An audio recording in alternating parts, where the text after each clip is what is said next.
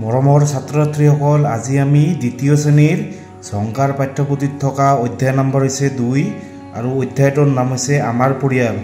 এই অধ্যায়টো আজি আমি আলোচনা কৰিম। তোমালোকে ভিডিঅ'টো মনোযোগেৰে চাবা।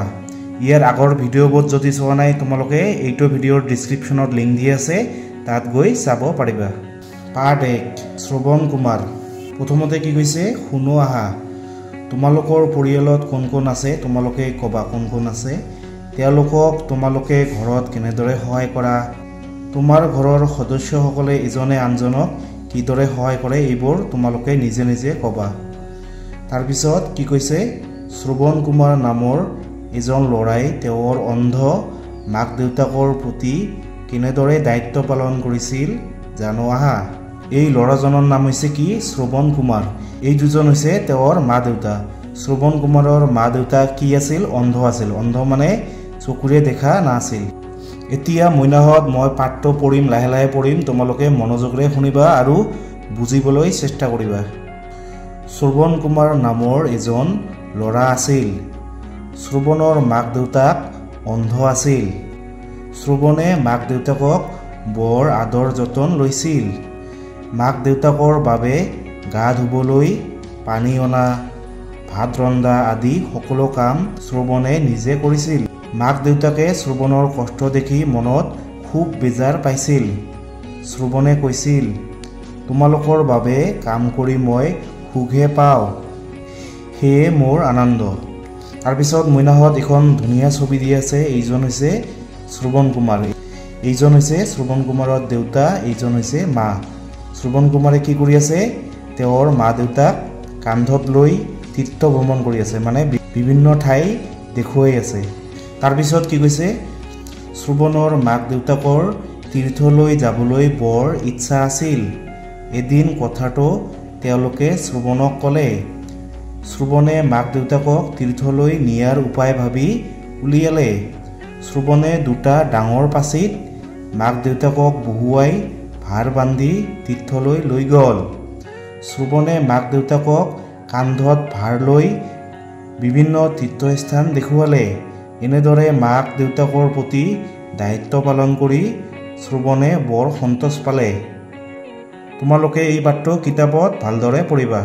তাৰপিছত কি কৈছে, ক্ৰিয়াকলাপ। কথা পাত আহা। তোমালোকে এতিয়া উত্তৰ দিবা। ক নম্বৰটো কি কৈছে, কাহিনীটোত থকা ল'ৰাজনৰ নাম কি? কাহিনীটোত থকা ল'ৰাজনৰ নাম হৈছে কি, শ্ৰৱণ কুমাৰ। তাৰপিছত খ নম্বৰ কি কৈছে, শ্ৰৱণ কুমাৰে মাক দেউতাকৰ বাবে কি কি কৰিছিল? শ্ৰৱণ কুমাৰে মাক দেউতাকৰ বাবে কি কৰিছিল? মাক দেউতাকৰ বাবে পানী অনা, তাৰপিছত ভাত ৰন্ধা আদি সকলো কাম কৰিছিল। তাৰপিছত গ নম্বৰটো কি কৈছে, শ্ৰৱণ কুমাৰে মাক দেউতাকক কেনেদৰে তীৰ্থলৈ লৈ গৈছিল? শ্ৰৱণ কুমাৰে তেওঁৰ মাক দেউতাকক কেনেকৈ লৈ গৈছিল? পাচিত বহুৱাই ভাৰ বান্ধি তীৰ্থলৈ লৈ গৈছিল। তাৰপিছত ঘ নম্বৰ কি কৈছে, তুমি তোমাৰ ঘৰখনত কি কি দায়িত্ব পালন কৰা? তোমালোকে ঘৰত কি কি কাম কৰা? মা দেউতাক কেনেকৈ সহায় কৰা? এইটো নিজে ভাবি ক'বা। তাৰপিছত কি কৈছে, ক আহা। তোমালোকে ক'বা। এইটো হৈছে ককা, এইটো হৈছে আইতা, এইটো পিতা, এইটো হৈছে আই, এইটো দেউতা, এইটো হৈছে মা, এইটো বৰ দেউতা, এইটো হৈছে বৰমা, এইটো খুৰা, এইটো খুৰী, এইটো পেহা, এইটো পেহী।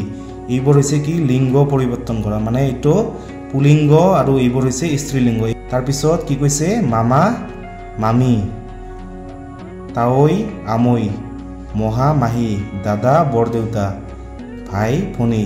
এইবোৰ হৈছে পুলিংগ, মানে এইবোৰ পুৰুষ, আৰু এইবোৰ হৈছে স্ত্ৰীলিংগ, মানে এইবোৰ মহিলা। কাক কি বুলি মাতা কোৱা? তোমালোকে কাক কি বুলি মাতা ক'বা। দেউতা বা মাৰ দেউতাকক কি বুলি মাতা? ককা। তাৰপিছত দেউতাৰ বা মাৰ মাকক কি বুলি মাতা? আইতা। তাৰপিছত দেউতাৰ ককায়েকক কি বুলি মাতা? বৰ দেউতা। তাৰপিছত দেউতাৰ ভায়েকক কি? খুৰা। দেউতাৰ ভায়েক হ'ল খুৰা। তাৰপিছত দেউতাৰ বায়েকক কি বুলি মাতা? জেঠী। তাৰপিছত দেউতাৰ ভনীয়েকক কি বুলি মাতা? পেহী। তাৰপিছত মাৰ ককায়েক হৈছে মামা, আৰু মাৰ ভনী হৈছে কি? মাহী। তাৰপিছত কি কৈছে, পঢ়ো আৰু ক আহা। আজি ৰিমঝিমৰ পেহীয়েকৰ বিয়া। বিয়া বুলি ককাক আইতাক খুৰাক খুৰীয়েক ভায়েক ভনীয়েক সকলোৰে বৰ উৎসাহ আলহী অতিথি ওচৰ চুবুৰীয়াৰে ৰবাথলি ভৰি পৰিছে কিছু সময়ৰ পিছতে দৰাঘৰীয়া আহি পদূলিমুখ পালেহি ৰিমঝিম দৰা চাবলৈ দৌৰি গ'ল কিন্তু মানুহবোৰে দৰাজনক আগুৰি ধৰি আছিল তাই দৰাক দেখা নাপালে দৰাক নেদেখি তাই ফেকুৰিবলৈ ধৰিলে তাকে দেখি ওচৰতে থকা খুৰাকে তাইৰ হাতত ধৰি আগুৱাই নিলে দৰাক দেখি ৰিমঝিমে বৰ ৰং পালে তাৰ পিছত কি কৈছে ক আহা তোমালোকে এতিয়া উত্তৰ দিবা ক নম্বৰ কি কৈছে ৰিমঝিম কি চাবলৈ দৌৰি আহিছিল কি চাবলৈ দৰা চাবলৈ ৰিমঝিমে দৰা চাবলৈ দৌৰি আহিছিল খ নম্বৰ কি কৈছে মানুহবোৰে কাক আগুৰি ধৰি আছিল মানুহবোৰে দৰাজনক আগুৰি ধৰি আছিল গ নম্বৰ কি কৈছে কোনে ৰিমঝিমক হাতত ধৰি আগুৱাই নিছিল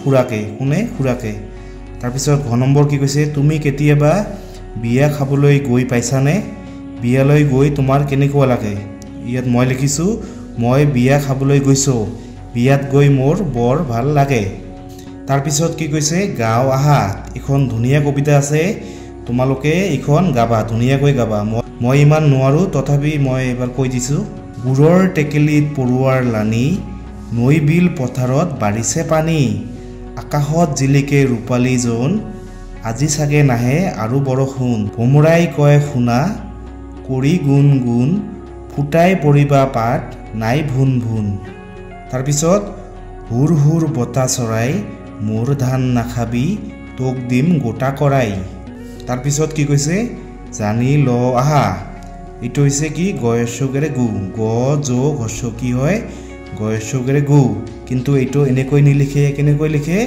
এনেকৈ লিখে এইটো হৈছে শুদ্ধ তাৰপিছত হ যোগ হস্য কি হয় হস্যগেৰে হু এইটো ভুল এইটো হৈছে শুদ্ধ এনেকৈ লিখিবা তাৰপিছত তালবেৰ খ যোগ হস্য কি হয় হস্যগেৰে হু এইটো ভুল এইটো হৈছে শুদ্ধ তাৰপিছত ৰ যোগ দীৰ্ঘ কি হয় ৰয় দীৰ্ঘগেৰে ৰু এইটো হৈছে ভুল এনেকৈ নিলিখে ৰয় দীৰ্ঘগেৰে ৰু কেনেকৈ লিখে এনেকৈ লিখে এইটো হৈছে শুদ্ধ তাৰপিছত ৰ যোগ হস্য কি হয় ৰহস্যগেৰে ৰু এইটো ভুল ৰহস্যগেৰে ৰু এনেকৈ নিলিখে কেনেকৈ লিখে এনেকৈ লিখে এইটো হৈছে শুদ্ধ তাৰপিছত কি কৈছে পঢ়ো আহা তোমালোকে এইখন পঢ়িবা এইটো হৈছে ৰূপ ধূপ গুণ এইটো হৈছে ধুন ফাগুন ধুৰুপ এইটো হৈছে মাগুৰ কুৰুৱা এইটো শুৱনি এইটো হৈছে মহুৰা এইটো হৈছে ৰূপালী এইটো হৈছে পৰুৱা তাৰপিছত কি কৈছে ছবি চাই খালী ঠাইত কি হ'ব